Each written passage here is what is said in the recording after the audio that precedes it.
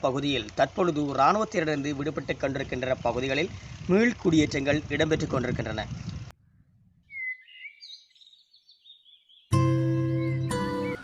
சட்டமே நாங்கள் இப்போ விட்ட இடங்களில் உங்கள்கிட்ட விவசாய நிலங்களில் காணிகள் துப்புரவு கனி வடிகள் இருந்தது. அதை கண்டு பிறகு நாங்கள் அறிவித்து அதின் இதால் இந்த அவைகள் வந்து அந்த வடிகளை எடுத்து இப்போ செய்தபடியாக இப்போ தான் நாங்கள் அந்த காணியை துப்புரவு செய்து உழுது எல்லாம் அவை செய்த பிறகு இப்போ உழுது விவசாயத்துக்கு ஏற்ற ஒழுங்குகளை இப்போ செய்து கொண்டிருக்கிறோம்.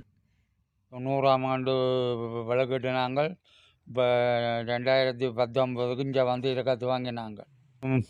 நான் பால் மாடு கல்யாணம் வீட்டு தீவம் போகுது, மாட்டுக்கு உதவிகளை செய்தால் நல்லது. இப்போ எங்களோட இடம் வந்து மயிலட்டி வடக்கு 246 GS பிரிவு. நாங்கள் 90ஆம் ஆண்டு இடம்பெயர்ந்த நாங்கள் வந்து இப்போ 30 வருஷத்துக்கு பிறகு இப்போ தான் எங்களோட சொந்த இடத்துக்கு வந்திருக்கு.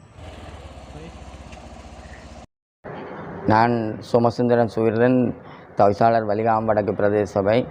எங்களுடைய மக்கள் நீண்ட காலமாக யுத்த சூழ்நிலையில் பாதிக்கப்பட்ட மக்கள், குறிப்பாக கடந்த 30 வருட யுத்த சூழ்நிலையில் கூடுதலாக பாதிக்கப்பட்டு இடம்பெயர்ந்த நீண்ட காலமாக நலன்பு நிலையங்களில் வாழ்ந்து வர மக்கள், நமது மக்கள் கிட்டத்தட்ட இன்னும் 3000 ஏக்கர் நிலப்பகுதிகள் எங்களுடைய பிரதேசத்தில் விடுவிக்கப்படாமல் இருக்கின்றது. விடுவிக்கப்பட்ட பிரதேசங்களிலும் கிட்டத்தட்ட 1400 குடும்பங்களுக்கு மேற்பட்டவர்களுக்கு வீட்டுத் தேவைகள் இருக்குது.